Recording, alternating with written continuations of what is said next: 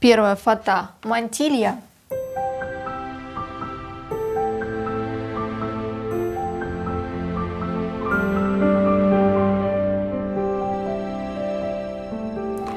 Значит, мантилья вычисляется по формуле очень простой. Длина мантильи в готовом виде равна ширине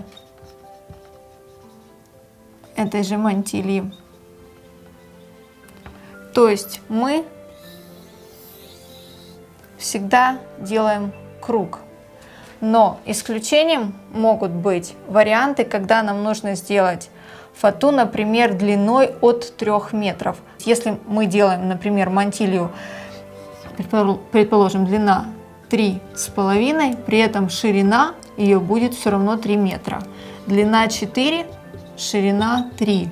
Длина 5 метров, ширина все равно 3 метра. Во всех остальных случаях, допустим, 1,80 м на 1,80 м, 2,20 на 2,20. В связи с тем, что зачастую хочется сэкономить количество используемого кружевного края, очень часто в короткой фате уменьшают ширину, доводя ее до ширины 1,5 метра. Я имею в виду короче, чем рост. Вот что я хотела сказать. То есть очень часто доводит до такой ширины. Как вам работать, вы будете решать сами. И я все-таки склоняюсь вот к тем формулам, которые я обозначила. Вот эта формула, и дальше от 3 метров длина, уже ширина постоянно 3 метра. Итак, например, мне нужно сделать мантилью длиной 1,5 метра. Я беру фатин, сложенный в 4 раза. Вот тут у меня находится 2 сгиба, и тут сгибы. Здесь у меня срезы. Радиус равен половине 150, 75 сантиметров. Раскрываю, получаю мантилью.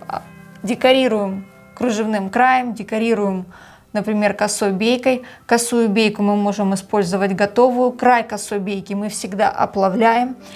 Если мы хотим сделать очень широкую косую бейку из того же материала, из которого изготовлено наше свадебное платье, то мы выкраиваем косую бейку под углом 45 градусов. Также можно сделать мантилью.